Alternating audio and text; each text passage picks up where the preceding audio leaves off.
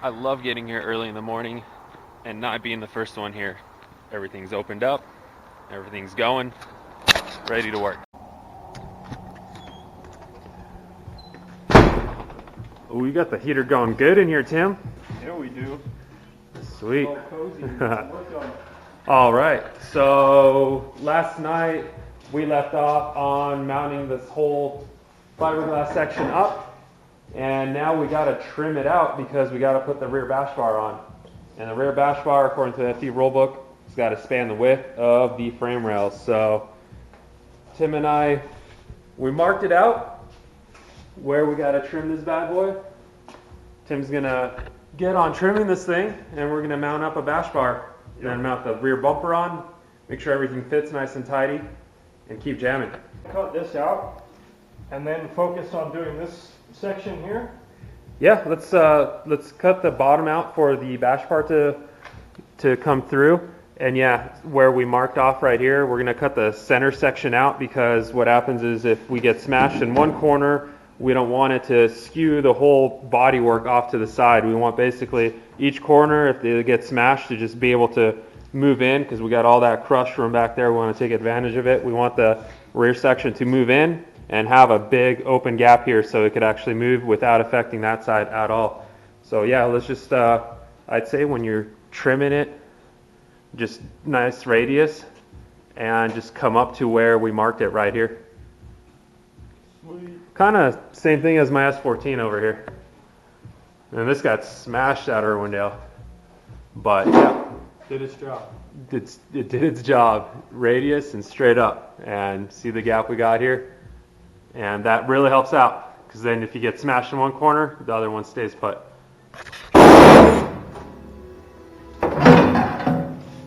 Oh, my nice 2F panel. Oh, too bad. Sweet. All right. Now we got room to attach the rear structure, and let's bend it up. Actually, Tim, we got that spare that I never used last year because I only bashed really hard at Irwindale the last round. So,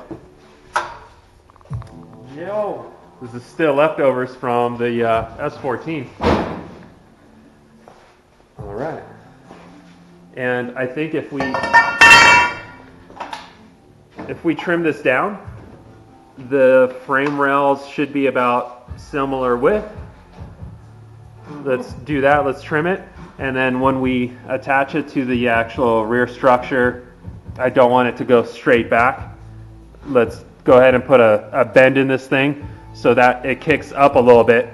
Because if the car gets smashed, we want it to not just take all the hit and transfer all the energy here. We actually want this piece to fail and bend up, and I always prefer for it to just bend up and out of the way a little bit instead of taking all the energy into here and possibly bending any of this structure. So yeah, Tim, let's get that bent up, trimmed up, and tacked in place.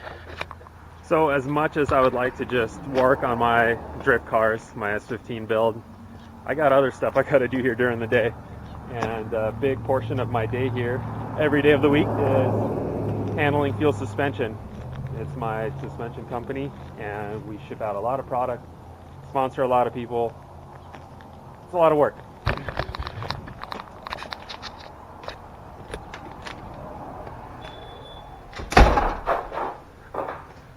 What's up, Ottis? What are you working on today? Building some 442s. 442s. Sweet. For what model? S13 and S14. Right on. Cool, cool.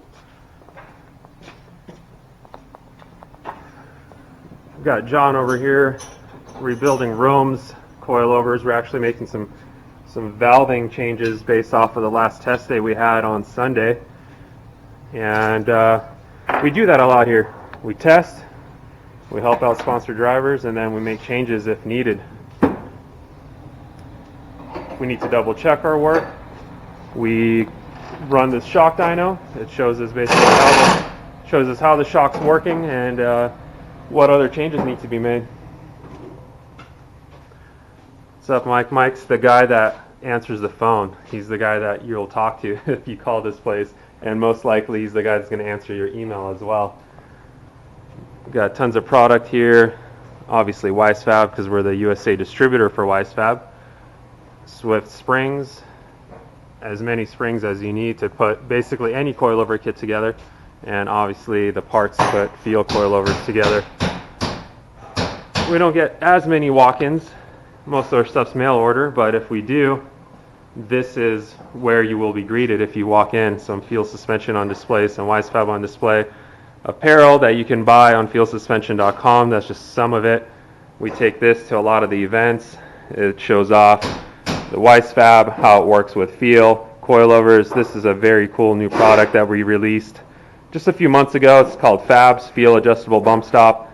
This thing, you could adjust the landing pad for the bump stop higher or lower, so you could adjust when the bump stop's engaging. Really cool feature. All right, we got Otis getting ready to machine these lower mounts on the mill.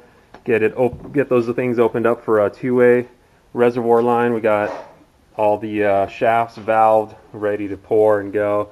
Cartridge bodies here. So yeah, that's kind of a halfway point on the two-way kit. We got all the parts kind of laid out, ready to be assembled after the machining's done.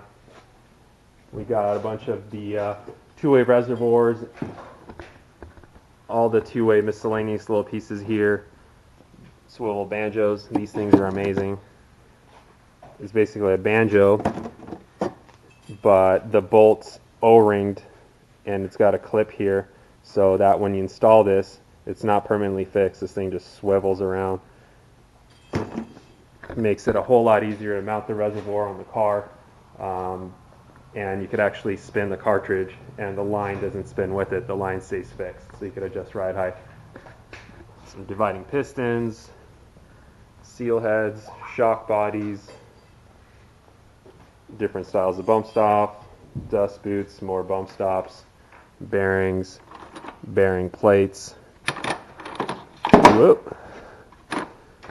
Basically everything you need to put shocks together. Some more cartridges here, shock shafts, more top mounts. Yeah, it's hard to keep track of everything, but it's all here, and we can put coilover kits together real quick. So every time I walk by Mike's office right here, there's always some sort of little offerings and gifts that people bring him. Mike, what do you got going on here? Well, we got a little succulent. Amy brought me a Christmas tree. Oh, Amy brought you this, huh? That's nice. I really like this right here. Otis got me a little T-Swift cutout. Yeah, dude, look at that. Taylor Swift. Nice. You still got your foam guy? Yeah, look at this guy. Yeah, we got Doodle Bob over there. Nice. Oh, that's a cute card right there, Mike. I think John got me that one. So Otis is machining some lower mounts to create a two-way kit.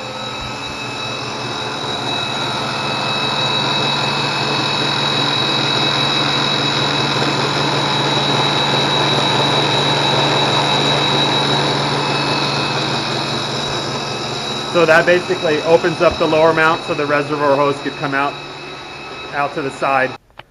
So we're sponsoring Daigo this year, and he is bringing a GT86 to the United States, and he's running kind of a unique suspension setup in the front, so we got to build him a unique coilover kit.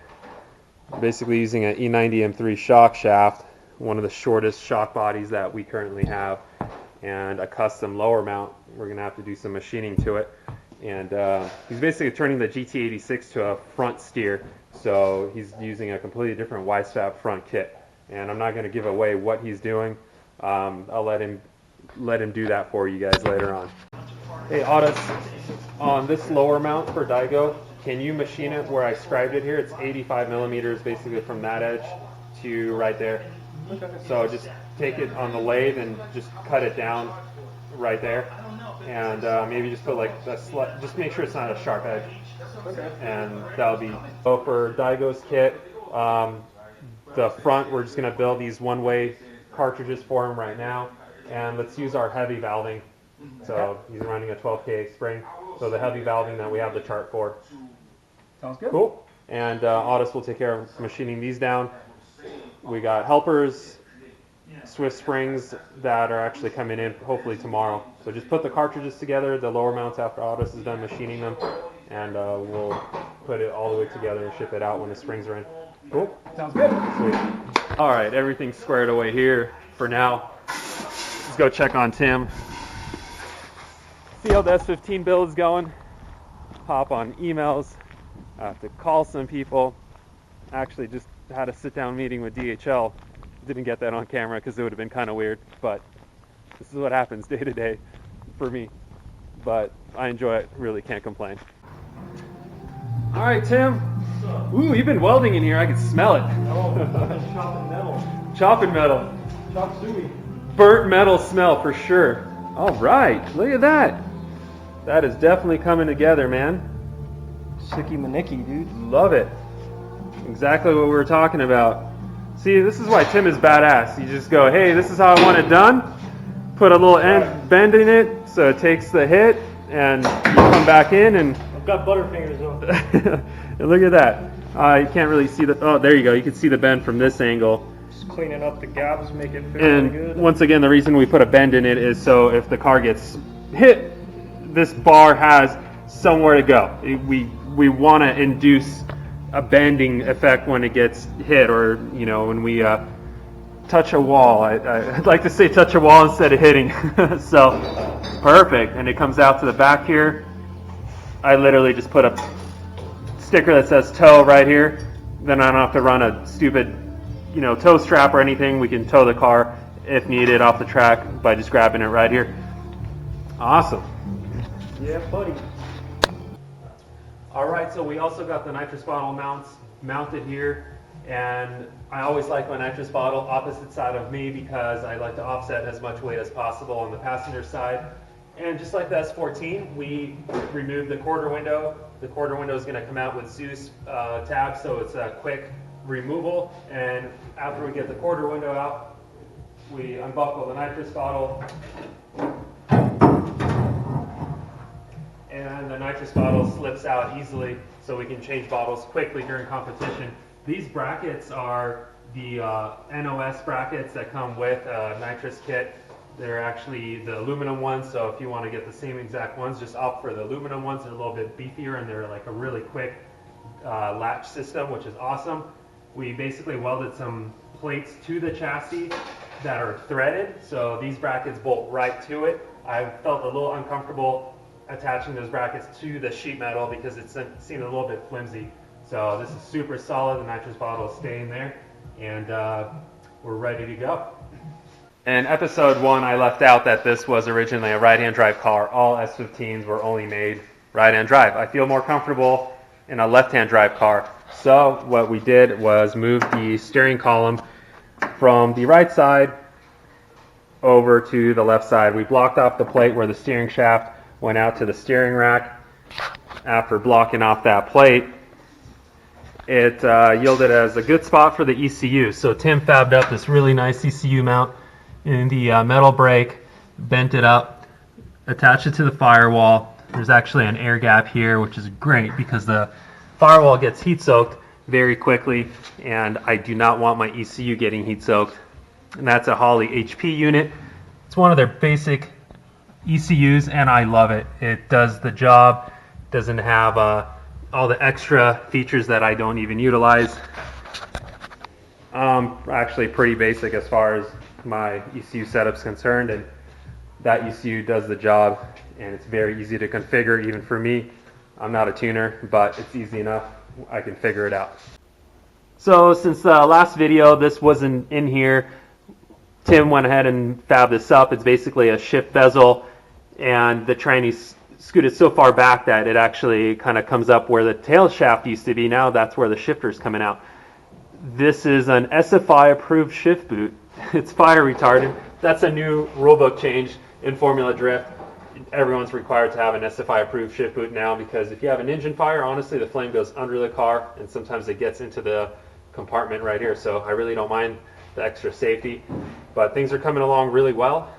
ECU's mounted, shift boots in here, nitrous bottle mounts are there. We even have the smart wire solid state PDMs that are installed, and Racepack is the manufacturer of those. You can buy them on Holly.com. Actually, if you go on Holly.com, you could see my whole build list. It's called, my Odie's S15 wish list. Every part that I'm putting in this car from Holly is on that website, and you can go on there and take a look at it, and you could kind of build a very similar car. All the parts that I'm putting in this car are public information. Go and check it out. And we'll get back to work and show you what we've been up to on the next episode.